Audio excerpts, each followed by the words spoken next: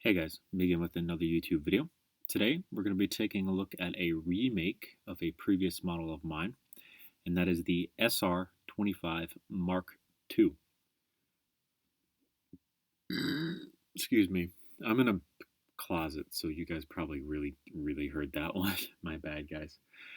Anyhow, the SR-25, for those of you who don't know, is a designated marksman rifle used by the U.S. military in kind of more long-range-esque operations. It's built off of an AR-15-esque platform, M4, M16, whatever you want to call it, basically AR-15.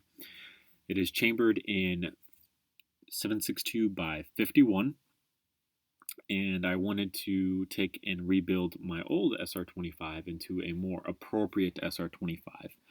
I would like to clarify that there are different models of SR-25. This is not the final model of the SR-25. The original SR-25s were basically just updated M16s chambered in 7.62 by 51, and they had the curved receivers of the original M16s. The newest, latest SR-25s have the more angular receiver. I will be at some point going back and making the SR-25 from Rainbow Six Siege, basically, one of Blackbeard's weapons, which has an adjustable stock instead of the regular M16 one, a different handguard and a different receiver. So that will be something that comes out in the future. It's just not something that I'll be making right now. This one in particular was just a very easy way for me to go through and make an updated weapon, if you will. That didn't take too long. So this is our SR-25 Mark II, like I said. Quick disclaimers, a couple out of the way. The stock itself is actually from my different usernames, M16A1. It works, it looks well for what it is, and I wanted to use it here. I used it a lot on a lot of other M16 builds, so I did want to throw that out there. The lower receiver and upper receiver assembly, sorry, I don't know why I said assembly, it's assembly, is actually the lifelike AR-15 with an extended magwell to accept magazines that are chambered in 7.62 by 51. So that's what's going on in the receiver department. Not too much going on with the receiver that's new, if you will. A lot of that's pretty standard. It's just been lengthened. The handguard itself is actually from an M16A4 that I made. So it's a pretty basic handguard, basically, is what that means.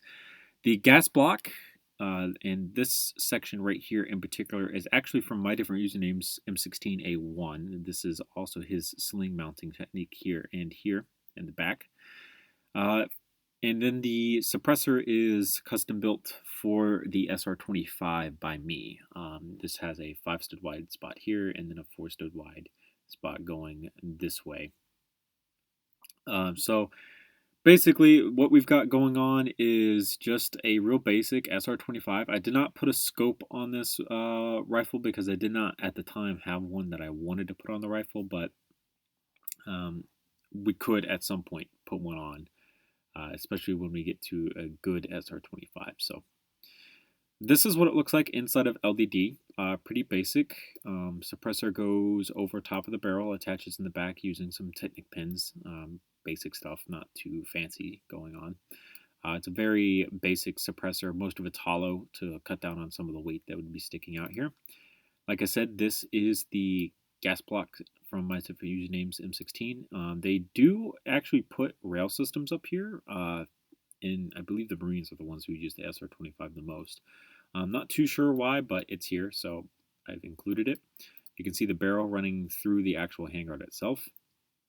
We have a 4-sided rail system along the handguard with some rail panels, that's the name of these things, covering the sides here in the back where your hand would usually be so you don't cut it up. This is our basic lifelike AR-15 receiver that I've been using for ages now. There are a couple parts that clip because LDD does some weird things, but this is pretty basic. It's been lengthened to accept 9 long magazines. 1, 2, 3, 1, 2, 3, 1, 2, 3. Yeah, these are 9 long magazines, which are more appropriate for 7.62 by 51. They are 3 wide. Most of the lower receiver is 3 wide in the back. It gets to maybe a little bit of 4 wide here, and then the upper receiver itself is also mostly 3 wide with some of the details sticking out. The upper receiver has been lengthened as well to accept 7.62 by 51, so the bolt assembly has been given 2 extra studs. The dust cover has been extended out. The forward assist brass deflector remain unchanged, as does the grip and the stock in the back.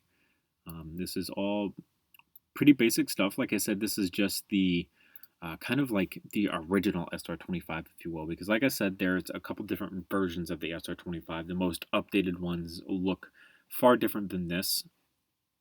This is just, like I said, a very quick conversion that I wanted to do to kind of show off the SR-25 aesthetic. Get an all-tan rifle. I don't do a lot of all-tan rifles, and this is one of those where for some reason it just worked really, really well in the all-tan look. So thank you guys so much for watching. Remember, come rate and subscribe for more videos similar to this one. I will see you guys later in another YouTube video at another time.